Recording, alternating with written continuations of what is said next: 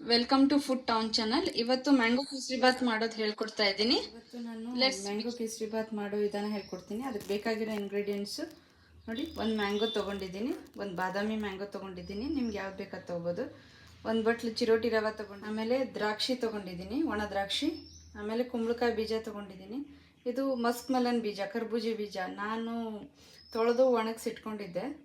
ಆಮೇಲೆ ಇದು ನೋಡಿ ಒಣ ಕೊಬ್ಬರಿ ತೊಗೊಂಡಿದ್ದೀನಿ ಸ್ವಲ್ಪ, ಆಮೇಲೆ ತುಪ್ಪ ಒಂದು 4-5 ಸ್ಪೂನಷ್ಟು ತುಪ್ಪ, ಆಮೇಲೆ ಇದು ಒಂದು ಬಟ್ಲಷ್ಟು ಸಕ್ಕರೆ ತೊಗೊಂಡಿದ್ದೀನಿ. ನಿಮಗೆ ಸಕ್ಕರೆ ರುಚಿಗೆ ತಕ್ಕಷ್ಟು ತೊಗೋಬೋದು. ಒಂದು ಬಟ್ಲು ಇದಕ್ಕೆ ರವೆಗೆ 1.5 ಬಟ್ಲು ಸಕ್ಕರೆ ಬೇಕಾಗತ್ತೆ. ಬಟ್ ಇದು ಮಾವಿನ ಹಣ್ಣು ಸ್ವೀಟ್ ಆಗಿರೋದ್ರಿಂದ 1 ಬಟ್ಲು ಸಕ್ಕರೆ ಸಾಕು. ತುಪ್ಪ ಹಾಕಿದ್ದೀನಿ. ತುಪ್ಪಕ್ಕಾದ್ಮೇಲೆ ದ್ರಾಕ್ಷಿ ಹಾಕ್ತಾಯಿದ್ದೀನಿ ನೋಡಿ.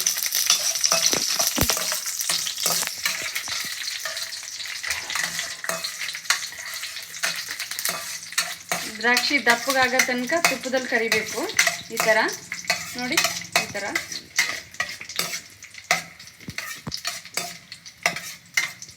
ಇವಾಗ ಮ್ಯಾಂಗೋ ಸೀಸನ್ ಅಲ್ವಾ, ಸೊ ಮ್ಯಾಂಗೋ ಸೀಸನಲ್ಲಿ ಮ್ಯಾಂಗೋ ಕೇಸರಿ ಬಾತ್ ಸ್ವಲ್ಪ ಎಲ್ಲರೂ ಮಾಡ್ತಾರೆ, ಅದನ್ನೇ ಹೇಳ್ಕೊಡ್ತಾ ಇದ್ದೀನಿ ಇವತ್ತು. ನೋಡಿ ಇವಾಗ ಇದು ನೋಡಿ, ದ್ರಾಕ್ಷಿ ಈ ಥರ ಉಬ್ಬಿದೆ. ಇವಾಗ ಇದು ಆಗಿದೆ, ಸೊ ತೆಗಿತಾ ಇದ್ದೀನಿ. ಇವಾಗ ದ್ರಾಕ್ಷಿ ತೊಗೊಂಡಿದ್ದೀನಿ.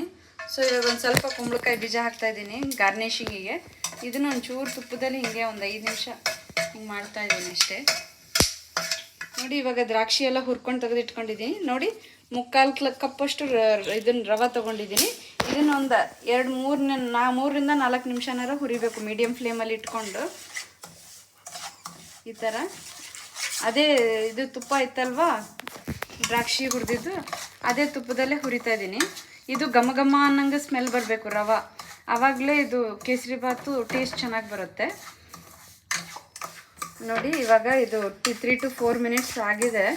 ಈ ಥರ ಆಗಿದೆ ರವೆ, ಇವಾಗ ಹುರಿದಿರೋದು ತುಪ್ಪದಲ್ಲಿ ಹುರಿದಿರೋ ರವೆ. ಇವಾಗ ಇದನ್ನು ತೆಗೆದ್ಬಿಟ್ಟು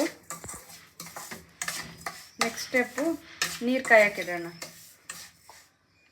ನೋಡಿ ರವೆ ಹುರಿದಾಗಿದೆ. ಇವಾಗ 1/4 ಬಟ್ಲು ರವೆಗೆ 3 ಬಟ್ಲಷ್ಟು ನೀರು ತೊಗೊಂಡಿದ್ದೀನಿ ನಾನು ಸ್ವಲ್ಪ ಇದು ಮೆತ್ತಗೆ ಬೇಕು ಅಂತ ಹೇಳಿಬಿಟ್ಟು. ನೋಡಿ ಇದು ಹಾಕಿ ನೀರು ಹಾಕಿದ್ದೀನಿ. ನೀರು ಹಾಕಿಬಿಟ್ಟು ಇವಾಗ ಸಕ್ಕರೆನೂ ಸ್ವಲ್ಪ ತೊಗೊಂಡಿದ್ದೀನಿ, ಸ್ವಲ್ಪ ಮ್ಯಾಂಗೋ ಪಲ್ಪ್ ಎಲ್ಲ ಇರೋದಕ್ಕೆ.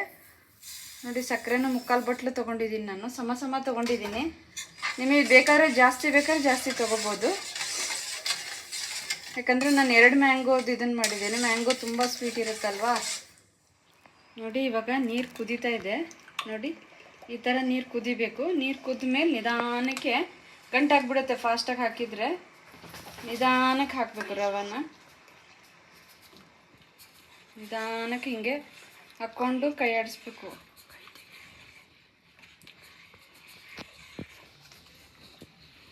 ನೋಡಿ ಈ ಥರ ಸ್ವಲ್ಪ ನಿಧಾನಕ್ಕೆ ಕೂಡಿಸ್ಕೋಬೇಕು, ಇಲ್ಲ ಗಂಟಾಗ್ಬಿಡುತ್ತೆ. ನಿಧಾನಕ್ಕೆ ಹಾಕಬೇಕು.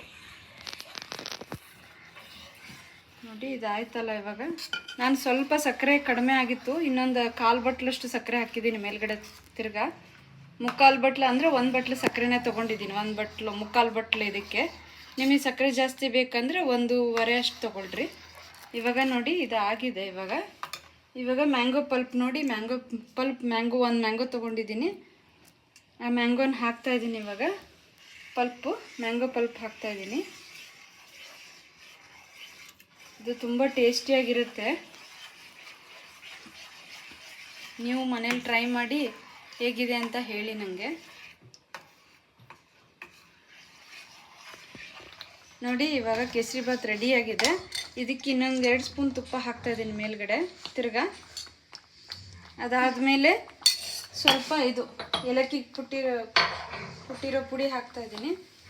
ಏಲಕ್ಕಿ ಪುಡಿ ಹಾಕಿದರೆ ಘಮ ಘಮ ಅಂತ ಸ್ಮೆಲ್ ಬರುತ್ತೆ, ಅದಕ್ಕೆ ಏಲಕ್ಕಿ ಪುಡಿ ಹಾಕೋದು. ಅದಾದಮೇಲೆ ನೋಡಿ ಈ ಥರ ನಿಮಗೆ ಸ್ವಲ್ಪ ತಳ್ಳಗೆ ಬೇಕು ಅಂದರೆ ಸ್ವಲ್ಪ ನೀರು ಬೇಕಾದ್ರೆ ಜಾಸ್ತಿ ಹಾಕ್ಕೊಳ್ಳಿ, ಮೆತ್ತಗೆ ಬೇಕಂದರೆ. ನೋಡಿ ಆಮೇಲೆ ಇದು ಹುರಿದಿರೋ ಡ್ರೈ ಫ್ರೂಟ್ಸು, ಇದು ದ್ರಾಕ್ಷಿ ಮತ್ತು ಇದನ್ನು ಮಸ್ಕ್ ಮೆಲನ್ ಸೀಡ್ಸು ಮತ್ತು ಪಂಪ್ಕಿನ್ ಸೀಡ್ಸ್ನ ತುಪ್ಪದಲ್ಲಿ ಹುರಿದಿದ್ನಲ್ಲ ಅದು ಹಾಕ್ತಾಯಿದ್ದೀನಿ ಅದ್ರ ಮೇಲೆ. ಸೊ ಇದು ಇವಾಗ ಆಗಿದೆ. ಸೊ ರೆಡಿ ಟು ಸರ್ವ್ ನಾವು. ಎಲ್ಲರೂ ಟ್ರೈ ಮಾಡಿ ಹೇಗಿದೆ ಅಂತ ಹೇಳಿ ಕಮೆಂಟ್ ಬಾಕ್ಸಲ್ಲಿ. Thank you.